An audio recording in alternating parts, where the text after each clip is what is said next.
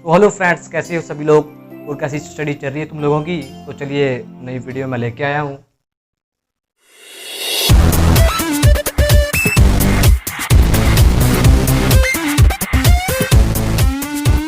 तो जो आज की वीडियो है यार, वो काफ़ी नहीं थोड़ी डिमांड पे आई है। यानी एक दो व्यूअर्स की डिमांड पे ये वीडियो आई है।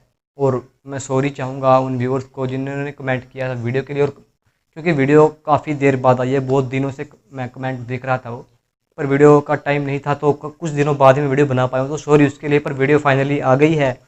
सो कुछ व्यूअर्स थे पहले, तो मेरे पास से कमेंट गाइज डिसेबल हो गए थे। सो उसके लिए माफ़ी चाहूँगा अगर आप लोगों ने कमेंट किए थे तो मैं देख नहीं पाया।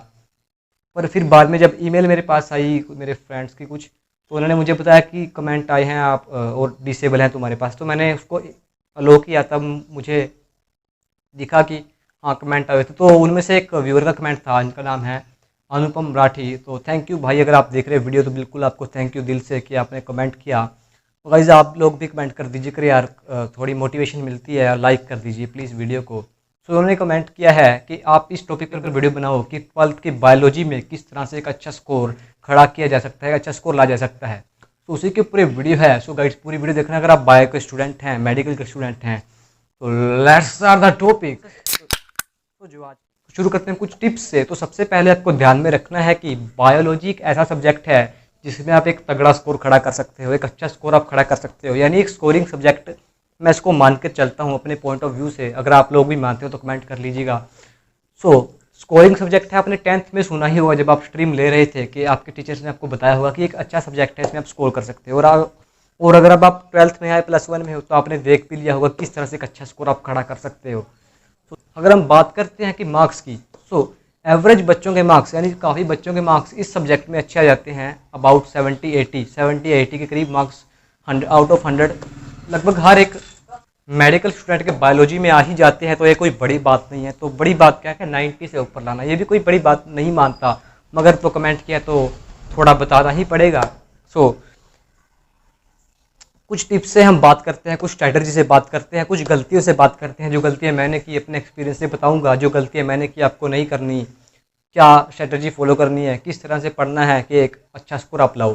तो सबसे पहले मेरी बात करूँ तो मेरे 96 मार्क्स थे 12th के बोर्ड में, मैंने दिया। तो काफ़ी अच्छे मार्क्स मैं मानता हूँ जिस हिसाब से मैंने स्टडी की थी। हालांकि अच्छे मार्क्स में और ला सकता था। तो क्या गलती मैंने की कि आपको नहीं करनी, तो पूरी वीडियो देख लीजिए।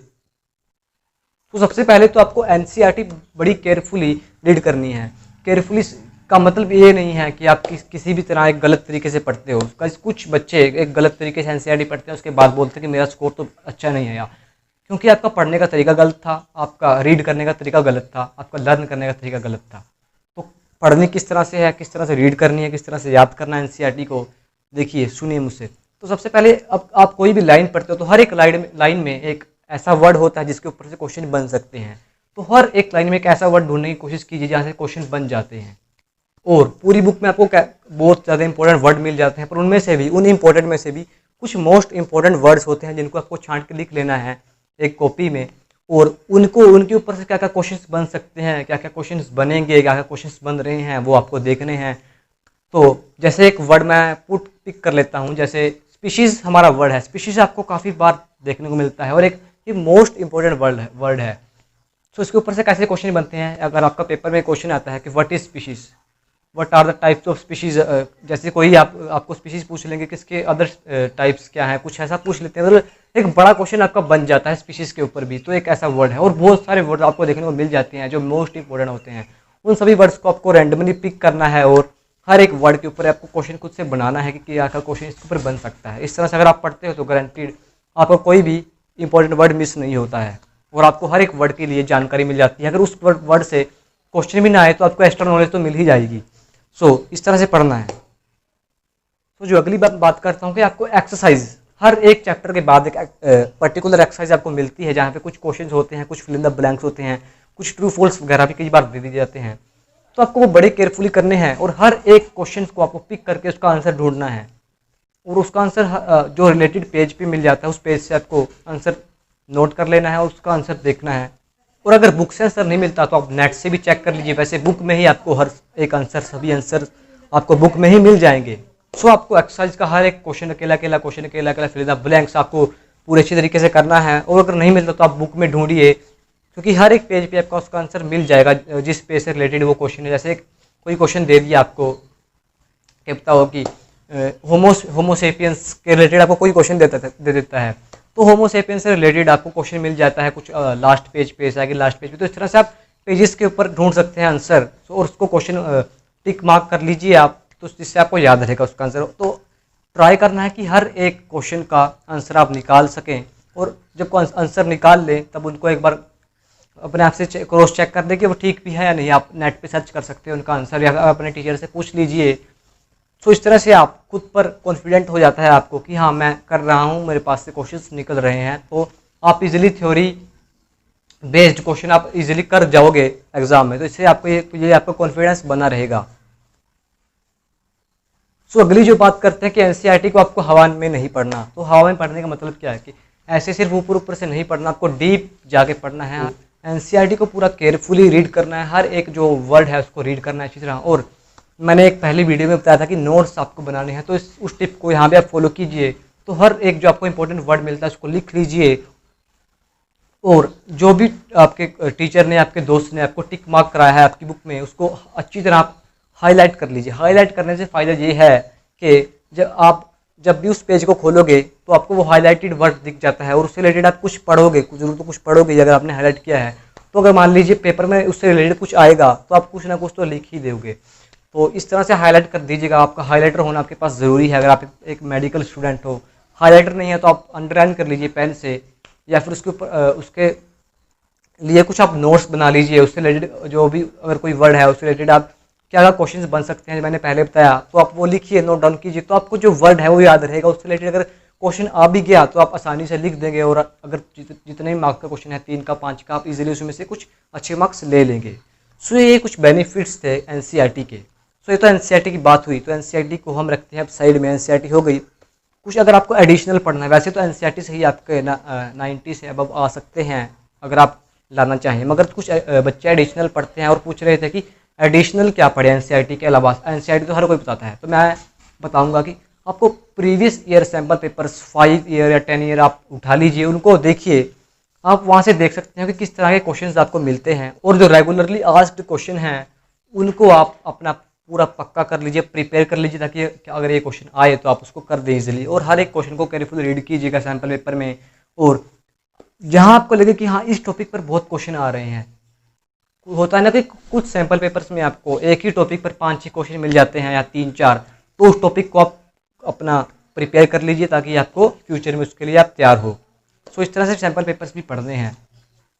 सैम्पल पेपर लेना कौन सा है, तो इसके ऊपर मैं कोई वो ज़्यादा बताना नहीं चाहूँगा। तो आप ओजवाल, अरिहंत, हर एक सैम्पल पेपर अच्छा होता है, तो बताऊँगा। ओजवाल जो मैं यूज़ कर रहा था, ओजवाल आप भी ओजवाल का ले सकते हो। तो ओजवाल में एक आपको फैसिलिटी है कि आपको टॉपर का एक आंसर शीट आपको दे देते हैं, यानी आप उसमें से देख सकते हो कि टॉपर ने किस तरह से लिखा था, कैसी उसकी हैंड राइटिंग थी, किस तरह से उसने क्वेश्चन का आंसर दिया था। तो आपको वहाँ से एक आइडिया लग जाता है कि किस तरह से एग्जाम में राइट करना है, किस तरह से लिखना है, किस तरह से लाइन टू लाइन आंसर देना है। तो इससे आपका जो इस फायदा हो जाता है। तो आप किसी भी वैसे कंपनी का सैम्पल पेपर परचेज कर सकते हैं, इसमें कोई बड़ी बात नहीं है, मगर जो मैंने किया वो ओजवाल का था। और गाइस सैम्पल पेपर्स को सोल्व करने का भी एक तरीका होता है। कुछ लोग होते हैं कि सैम्पल पेपर को उनकी आंसर की देख देख के सोल्व कर देते हैं। तो कुछ सैम्पल पेपर्स में ये सुविधा दी होती है कि आप आंसर की आपको दी होती है, तो इसलिए नहीं है कि आप देख के आंसर करें, वो इसलिए होती है कि आप अपने आंसर चेक कर पाएँ। तो आप पहले खुद से सोल्व कीजिए। अगर आपको लगता है कि इसको चेक करने की ज़रूरत है, ठीक नहीं है, तो आप पीछे आंसर देख सकते हैं। बाकी ऐसे आंसर देख के आप ना करें, तो इससे आपको जो कॉन्फिडेंस है वो मजबूत रहता है कि हाँ मुझे आंसर आता है। अगर आप देखोगे नहीं तो आप खुद से एक बार ट्राई लिखने की कोशिश कीजिए। अगर आपको कोई आंसर लगता है कि गलत हो सकता है तो आप पीछे तब देखिए, पीछे ऐसे नहीं देखना है। सो ये एक तरीका था सैम्पल पेपर सोल्व करने का। और खुद से जितने को सैम्पल पेपर उतने सैम्पल पेपर आप ट्राई कीजिए। 10-15 सैम्पल पेपर मिलते हैं लगभग ओजवाल के सैम्पल पेपर की बुक में, तो आप वहाँ से सोल्व कर लीजिएगा। और गाइस कुछ बच्चे करते हैं कि लास्ट के 3-4 मंथ्स में या फिर 2-3 मंथ्स में ही अपना जो प्रिपेयरिंग करते हैं, पूरा सिलेबस कवर करने की कोशिश करते हैं। तो ऐसा बिल्कुल ना करें, अभी से आप लग जाएं, क्योंकि अभी से आपके पास काफ़ी टाइम है मेरे ख्याल से। तो आप अगर अभी से अपनी अच्छी तैयारी, अच्छी मजबूत तैयारी आप करते हो, अच्छी तरह बुक रीड करते हो केयरफुली, तो तभी आप 90+ आई थिंक स्कोर कर सकते हो। बाकी जो बच्चे पूरा मेहनत से करेंगे लास्ट में वो भी कर लेंगे, मगर अब आप अगर आप अभी से ही लग जाएं तैयारी करने में तो तब आप एक बेहतर स्कोर ला सकते हैं और कम मेहनत, आपको इतनी ज़्यादा मेहनत करनी नहीं पड़ेगी स्कोर के लिए, क्योंकि बायोलॉजी एक सिंपल सब्जेक्ट है, ज़्यादा कोई मुश्किल सब्जेक्ट नहीं है। सो बायोलॉजी के बारे में तो गाइस इतना ही है, क्योंकि कुछ ज़्यादा टफ सब्जेक्ट नहीं था। सो अगर ज़रूरत पड़े तो मैं फिजिक्स या केमिस्ट्री के ऊपर भी आपको ज़रूर से एक वीडियो बना दूंगा, क्योंकि वो थोड़े टफ सब्जेक्ट हैं मेडिकल स्टूडेंट्स के लिए, तो उनके ऊपर ज़रूर से एक वीडियो बना दूंगा। अगर आप चाहें तो कमेंट कर दीजिए, मुझे ज़रूर से मैं बनाऊंगा। और गाइस अगर आपको बायोलॉजी के नोट्स चाहिए तो मेरे जो खुद हैंड रिटन नोट्स थे जो मैंने बनाए थे अपने टाइम पे, वो गाइस मेरे पास अब भी है, मैं उनकी आपको एक फ़ोटो डाल दूंगा। अगर आप चाहें तो प्लीज़ कमेंट कर दीजिएगा, मैं आपको कमेंट में उसका लिंक दे दूँगा या फिर डिस्क्रिप्शन में लिंक दे दूँगा। प्लीज़ आप कमेंट ज़रूर कीजिए, क्योंकि कमेंट की ज़रूरत बहुत है यार, मोटिवेशन मिलती है अगर आप कमेंट करते हो। तो यार आज के लिए इतना ही, मिलते हैं अब नेक्स्ट वीडियो में। तब तक के लिए हमारे चैनल को अगर आप सब्सक्राइब नहीं किया अब तक सब्सक्राइब कर लीजिए, बेल आइकन को कर दीजिए प्रेस और लाइक कर दीजिए वीडियो को। अगर वीडियो अच्छी लगी हो please don't forget to like the video, और आपके सब्सक्राइब की काफ़ी नीड है तो प्लीज़ सब्सक्राइब कीजिए। तब के लिए बाय बाय।